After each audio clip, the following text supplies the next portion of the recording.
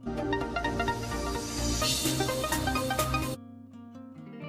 बेटा हम लोग सॉल्व करेंगे क्लास 9 के chapter surface area and volume की एक्सरसाइज 13.3 का फिफ्थ क्वेश्चन है बेटा अपने पास में what length of tarpaulin 3 metre wide will be required to make conical tent of height 8 metre and base radius 6 metre. Assume that the extra length of material that will be required for stitching margins and wastage in cutting is approximately 20 centimeter. तो सबसे पहले अपना question समझ लेते हैं. हमको क्या करना है कि एक टेरापोलिन क्लॉथ लेना है. ये सपोज कर लेते हैं कि ये हमारा टेरापोलिन क्लॉथ है. ठीक है, क्लॉथ तो सबको मालूम है ना, रेक्टेंगुलर शेप में होता है, जिसकी ब्रेथ हमको मालूम है 3 मीटर है और लेंथ इसकी हमको मालूम नहीं है बेटा. अब हमको क्या करना है इस क्लॉथ से, ठीक है, ये जो हमारा क्लॉथ है अपने पास में, तो इस क्लॉथ से हमको एक टेंट बनाना है और उस टेंट का शेप कैसा होना चाहिए, वो शेप होना चाहिए बेटा कोनिकल. तो अगर हमने कोनिकल टेंट बनाया तो वो बेटा इस टाइप से बनेगा और इस कोनिकल टेंट के डायमेंशन अपने पास में जो गिवन है वो ये है कि आपका ये जो टेंट है इसकी हाइट अपने पास में 8 मीटर होनी चाहिए और इसकी बेस का रेडियस 6 मीटर होना चाहिए. ठीक है, आप सबको मालूम है टेंट बनाएंगे तो बेस में तो टेंट होता नहीं है, तो हम क्या करेंगे इसके केवल कर्ड पार्ट का एरिया निकाल लेंगे, जिसके लिए हमको इस क्लॉथ की ज़रूरत है. अब हमको ये भी मालूम है कि कर्व सरफेस एरिया ऑफ कोन अगर हम फाइंड करना चाहते हैं तो उसके लिए हमारे पास में ये जो गिवन इंफॉर्मेशन है वो सफिशिएंट नहीं है. हमारे पास हाइट गिवन है, हमारे पास रेडियस गिवन है, पर कर्व सरफेस एरिया के लिए तो स्लांट हाइट की ज़रूरत होगी. तो हम सबसे पहले अपनी स्लांट हाइट फाइंड कर लेंगे, उसके बाद में आगे की चीज़ डिस्कस करेंगे. ठीक है, तो जैसा कि अभी हमने देख लिया कि अपने पास में क्या चीज़ गिवन है. अपने पास में ये गिवन है कि जो अपने पास में टेरापोलिन क्लॉथ है उसकी ब्रेथ अपने पास में गिवन है, ब्रेथ ऑफ टेरापोलिन. ठीक है, ये अपने पास में गिवन है बेटा 3 मीटर. ये देखो अपने पास में यहाँ लिखा हुआ है ना 3 मीटर गिवन है. इसके साथ साथ अपने पास में क्या गिवन है, इसके साथ साथ अपने पास में गिवन है हाइट ऑफ द टेंट.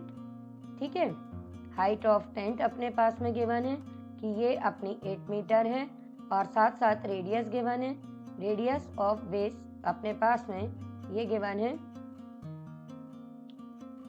ये अपने पास में 6 मीटर गिवन है. और हमको फाइंड क्या करना है, हमको फाइंड करना है लेंथ ऑफ टेरापोलिन. ठीक है, तो अब ये काम हम किस तरह से करेंगे इसके लिए जल्दी से सीख लेते हैं. जैसा हमने देखा कि हमको पहले टेंट बनाना है तो उसके लिए कर्व सरफेस एरिया पता होना चाहिए और कर्व सरफेस एरिया के लिए हमको स्लांट हाइट की ज़रूरत है. तो हम अपने सॉल्यूशन की स्टार्टिंग अपनी बेटा स्लांट हाइट की फाइंड करने के लिए करेंगे. अब तुम सबको मालूम ही है ना कि slant height is equals to क्या होता है, L square is equals to H square plus R square. और उसका रीज़न भी याद है ना कि ये इस तरह से क्यों होता है, क्योंकि ये हाइट और रेडियस ये अपना बेटा 90 डिग्री का एंगल बनाते हैं. तो यहाँ पर हम पाइथागोरस यूज़ करते हैं, तो पाइथागोरस के अकॉर्डिंग ये L अपनी क्या हो जाती है हाइपोटेन्यूज, और हाइपोटेन्यूज का स्क्वायर अदर टू साइड्स के स्क्वायर के इक्वल होता है, जिससे हम अपनी स्लांट हाइट का फॉर्मूला बना देते हैं. ठीक है, तो अब यहाँ पर अपना L स्क्वायर की वैल्यू किसके इक्वल आ जाएगी बेटा 8 स्क्वायर प्लस 6 स्क्वायर के. तो L की वैल्यू आ जाएगी अपनी स्क्वायर रूट ऑफ 64 प्लस 36. ठीक है, तो ये आ गया अपने पास में स्क्वायर रूट ऑफ 100 और यहाँ से हमने L भी फाइंड कर ली, तो ये मिल गया अपने को 10 मीटर. अब अपना मेन काम क्या रहेगा, अब हम फाइंड करेंगे curve surface area of cone. Okay, अब curve surface area of cone हमें मालूम है पाई आर एल के इक्वल होता है. तो अब यहाँ पर हम अपनी पाई आर और एल की वैल्यू सब्स्टिट्यूट करेंगे. अब देखो पाई की यहाँ पर वैल्यू 22/7 हम लोग यूज़ नहीं करेंगे. क्यों, क्योंकि हमें मालूम है रेडियस हमारा 6 है. ठीक है, स्लांट हाइट 10 है. इन दोनों में से कोई भी 7 से डिविजिबल नंबर नहीं है, तो इसलिए हम यहाँ पर 22/7 का यूज़ नहीं करेंगे. ठीक है, अगर आप 22/7 लिख दोगे तो आपको काम बढ़ जाएगा, फिर आपको डिवाइड करना पड़ेगा. तो बेटर ऑप्शन ये है कि आप यहाँ पर 3.14 यूज़ करो. ठीक है, इससे आपका कैलकुलेशन इजी हो जाएगा और ये आपके पास में वैल्यू आ जाएगी 188.4 मीटर स्क्वायर. ठीक है बेटा, अब ये curve surface area of of phone जो हमने फाइंड किया है ये एक्चुअल में हमने अपने इस क्लॉथ से बनाया है, ठीक है, ये जो हमारा क्लॉथ है। लेकिन अपने क्वेश्चन में ये दिया हुआ है कि अगर हम स्टिचिंग के लिए जो मार्जिन लेते हैं और जो वेस्ट करते हैं उसमें इस क्लॉथ की जितनी लेंथ है उसमें से 20 सेंटीमीटर वेस्ट हो जाती है और तब उसके बाद में अपने पास में ये कोन बनता है। मतलब इस क्लॉथ की एक्चुअल लेंथ हमने यूज नहीं की, इस कोन को बनाने के लिए हमने क्या किया, इसकी इस प्रॉपर लेंथ में से 20 सेंटीमीटर कम यूज किया है। तो अब इस चीज को हम किस तरह से लिख के आगे सॉल्व करेंगे वो समझ लेते हैं। हम लिख देंगे कि as 20 centimetre will be wasted, ठीक है। तो इसके बाद में हम लिख देंगे देयरफॉर इफेक्टिव लेंथ। अब इफेक्टिव लेंथ बेटा अपनी कितनी हो जाएगी, अपनी लेंथ अपने पास में जो भी हमने सपोज की कैपिटल एल और उसमें से 20 सेंटीमीटर लेस कर देंगे। अच्छा एक चीज ध्यान दो कि तुम्हारी जितनी भी डायमेंशन है वो सारी की सारी बेटा मीटर में है और ये अपने पास में सेंटीमीटर में है, तो इसको भी हम मीटर में चेंज कर लेते हैं। तो ये अपने पास में आ जाएगा 20/100 मीटर और इसको हम लिख देंगे L माइनस 0.2, ठीक है। तो जो हमारी इफेक्टिव लेंथ है वो L माइनस 0.2 मीटर हो जाएगी।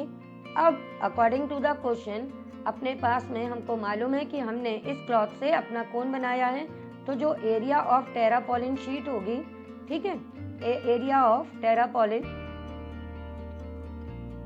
शीट ये अपनी किसके इक्वल हो जाएगी बेटा, ये हो जाएगी कर्व सरफेस एरिया ऑफ कोन के इक्वल। अब ये अपने को मालूम ही है कि L इंटू बी होगा एरिया ऑफ टेरापॉलिन, क्योंकि वो रेक्टेंगुलर है, और L हमको क्या लेनी है, इफेक्टिव लेंथ L माइनस 0.2। तो अब हम यहाँ पर ये यूज कर लेंगे और इसको कंटिन्यू कर लेंगे। तो ये L माइनस 0.2 इंटू अपन कर देंगे, अपनी ब्रेथ कितनी थी 3, और यहाँ पर कर्व सरफेस एरिया ऑफ कोन हम फाइंड कर चुके हैं, तो ये था अपना बेटा कितना 188.4, ठीक है। अब हम इसको आगे सॉल्व करेंगे बेटा, तो ये अपने सॉल्यूशन पे आ गए हैं लगभग। ये यहाँ से L माइनस 0.2 ये अपना इक्वल आ जाएगा 188.4/3। 3 से हम इसको कैंसिल कर देते हैं, तो ये आ जाएगा 3 6 18, 3 2 और फिर उसके बाद में 3 8 तो ये L की वैल्यू आ जाएगी 62.8 प्लस 0.2 और इस तरह से ये इफेक्टिव लेंथ आ जाएगी अपनी बेटा 63 मीटर। समझ गए अच्छे से। अभी भी कोई डाउट हो तो वीडियो के एंड में मेरा नंबर है, आप मुझे व्हाट्सएप कर देना, मैं आपका डाउट क्लियर कर दूंगी, ठीक है बेटा।